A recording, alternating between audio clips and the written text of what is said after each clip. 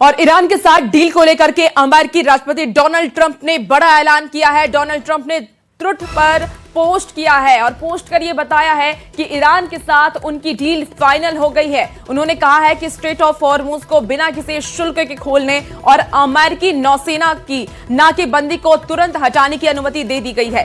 Trump ने अपने संदेश में यह भी कहा कि अब दुनिया भर में के जो जहाज हैं वो सामान्य रूप से आवाजाही शुरू कर सकते हैं और तेल की आपूर्ति फिर से सुचारू रूप से जारी रहेगी। उन्होंने कहा कि ईरान के साथ होने वाला ये समझौता पूरे क्षेत्र में शांति और सुरक्षा लेकर आएगा। उन्होंने ये भी दावा किया है कि उनसे पहले कई अमेरिकी राष्ट्रपति ईरान के साथ शांति स्थापित करने की कोशिश कर चुके थे, लेकिन फिलहाल नहीं हो सके। ट्रंप ने कहा कि शुक्रवार को समझौते पर हस्ताक्षर होने के बाद हॉर्मुज स्ट्रेट को खोल दिया गया है। हॉर्मुज को बारूदी सुरंगों से मुक्त कराने की प्रक्रिया भी अब शुरू होगी।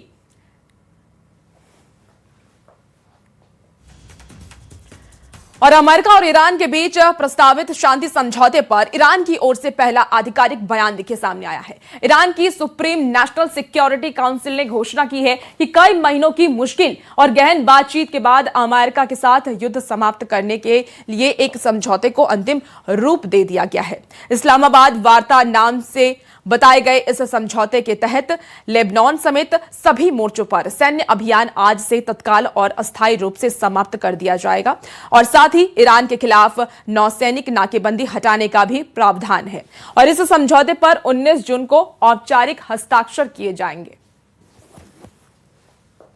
तो अमेरिकी राष्ट्रपति डोनाल्ड ट्रंप ने स्ट्रेट ऑफ हॉर्मुज को लेकर के बड़ा दावा करते हुए कहा है कि यह समुद्री मार्ग हमेशा के लिए टोल फ्री हो जाएगा। वहीं इजरायल से जुड़े मुद्दे पर ट्रंप ने यह भी कहा कि उन्होंने इजरायल को संभावित परमाणु हमले से बचाया है। उन्होंने इन बयानों से अंतर्राष्ट्रीय राजनीति और पश्चिम एशिया की सुरक्षा स्थिति को लेकर के नई चर्चाओं को जन्म दे दिया है।